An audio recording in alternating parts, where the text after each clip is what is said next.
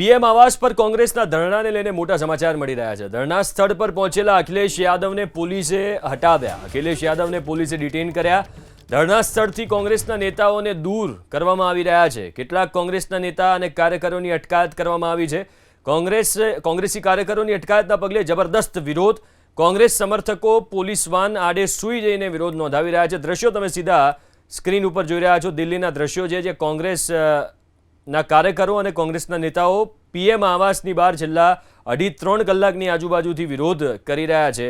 અખિલેશ યાદવ જ્યારે આ વિરોધમાં પહોંચ્યા તો એમને ત્યાંથી હટાવવામાં આવ્યા અને ડિટેન કરવામાં આવ્યા છે। ધરણા સ્થળ ઉપર અખિલેશ યાદવ પહોંચ્યા હતા। અત્યારે અફરાતફરી પણ સર્જાઈ ગઈ છે। પોલીસ અને કોંગ્રેસના કાર્યકરો વચ્ચે સામાન્ય ઘર્ષણ જેવી સ્થિતિ પણ સર્જાઈ છે। ધરણા સ્થળથી કોંગ્રેસના નેતાઓને દૂર કરવામાં આવી રહ્યા છે, કાર્યકરોને દૂર કરવામાં આવી રહ્યા છે। કેટલાક કોંગ્રેસના નેતાઓ છે, કાર્યકરો છે, એમની અટકાયત પણ કરવામાં આવી છે। કોંગ્રેસી કાર્યકરોની અટકાયતના પગલે જબરદસ્ત વિરોધ જોવા મળી રહ્યો છે। સીધા દ્રશ્યો તમે સ્ક્રીન ઉપર જોઈ રહ્યા છો। અખિલેશ યાદવ પણ ત્યાં ઉપસ્થિત હતા, જોકે તેમને ડિટેન કરવામાં આવ્યા છે। પોલીસ તેમને ત્યાંથી લઈ ગઈ। રાહુલ ગાંધીના ધરણા મુદ્દે જીતેન્દ્રસિંહે પણ સ્પષ્ટતા કરી છે।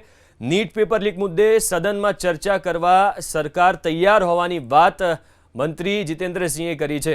રાહુલ ગાંધીની માંગણી સંતોષાય છતાં ધરણા યથાવત હોવાની વાત જીતેન્દ્રસિંહે કરી। આ દાવો તેમણે કર્યો છે। ચર્ચાની માંગણી સ્વીકારવી તો શિક્ષણ મંત્રીના રાજીનામા પર અડગ હોવાની વાત તેમણે કરી। રાહુલ જેવા નેતાઓના નિવેદનમાં વારંવાર ફેરબદલી અયોગ્ય। રાહુલના ધરણાને કારણે લોકોને અસુવિધા થતી હોવાની વાત જીતેન્દ્રસિંહે કરી છે। પ્રિયંકા ગાંધીને પણ ધરણા સ્થળ પરથી દૂર કરવામાં આવ્યા છે। લગભગ 2.5-3 કલાકથી કોંગ્રેસ પીએમ આવાસની બહાર આ ધરણા ધરી રહી છે ને જે બાદ અત્યારે આ સ્થિતિ સર્જાઈ છે। કેન્દ્રીય મંત્રી જીતેન્દ્રસિંહ તેમને મળવા ગયા હતા અને સંવાદ સાધ્યો હતો। દાવો એવો કરવામાં આવી રહ્યો છે મંત્રી તરફથી કે રાહુલ ગાંધીએ જે માંગ કરી એ સ્વીકારવામાં આવી છે, તેમ છતાં પણ આ ધરણા યથાવત છે। જીતેન્દ્રસિંહે કહ્યું કે શિક્ષણ મંત્રીના રાજીનામા પર અડગ હોવાની વાત કોંગ્રેસે કરી છે। સાથે જ કહ્યું કે રાહુલ ગાંધીની માંગણી સંતોષાઈ ગઈ છે, છતાં તેઓ ધરણા યથાવત રાખી રહ્યા છે। તમે દ્રશ્યોમાં પણ જોઈ શકો છો, પ્રિયંકા ગાંધી પણ ત્યાં ઉપસ્થિત છે। અખિલેશ યાદવ જ્યારે ત્યાં પહોંચ્યા ત્યારે પોલીસે તેમને સાઈડમાં કર્યા, તેમને ડિટેન કરવામાં આવ્યા છે, ત્યાંથી હટાવવામાં આવ્યા છે।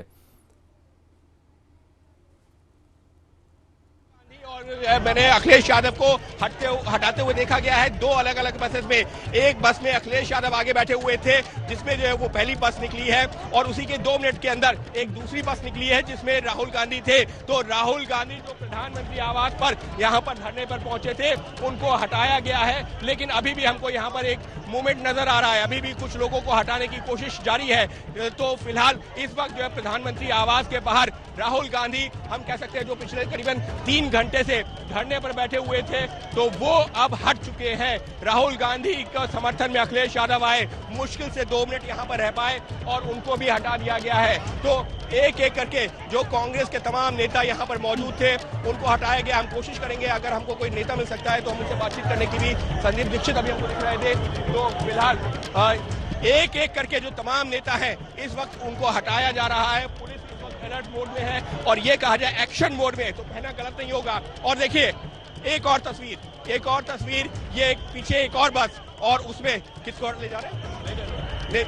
प्रियंका जी गई, तो देखिए प्रियंका गांधी को भी हटा दिया गया है। और अब जो है जो बाकी के सुप्रिया श्रीनेट इस वाली बस में बैठी हुई हैं, तो सुप्रिया श्रीनेट हमको इस बस में बैठी हुई नजर आ रही हैं। तो एक एक करके तमाम लोगों को हटा दिया गया है। अब तस्वीर क्या है, मान आइए एक तस्वीर दिखा देते जहां पर ये प्रदर्शन हो रहा था, जहां पर राहुल गांधी, मल्लिकार्जुन खड़गे, प्रियंका गांधी बैठी हुई थी। अब यहाँ क्या तस्वीर है, अब देखिए यहाँ पर सिर्फ आपको सुरक्षाकर्मी नजर आएंगे क्योंकि तमाम नेताओं को हटा दिया गया है। अभी भी क्या कोई जो नेता जी नहीं, अभी जो 2-4 जो कार्यकर्ता हैं वो यहाँ पर है। केसी वेणुगोपाल अभी भी यहाँ पर हैं। अब उनको हटाने की कार्रवाई है, लेकिन ये तस्वीरें हैं कहाँ की? ये तस्वीरें हैं प्रधानमंत्री आवास के ठीक बाहर, जहाँ पर राहुल गांधी पिछले 3 घंटे से प्रियंका गांधी के साथ में धरने पर बैठे हुए थे, प्रदर्शन कर रहे थे। तो अब उनको जो है यहाँ से हटाया गोपाल, क्योंकि यहाँ पर मौजूद है अभी भी, लिहाजा उनको हटाने की कोशिश की जा रही है। लेकिन एक जो है जो पिछले 3 घंटे से जो एक धरना चल रहा था,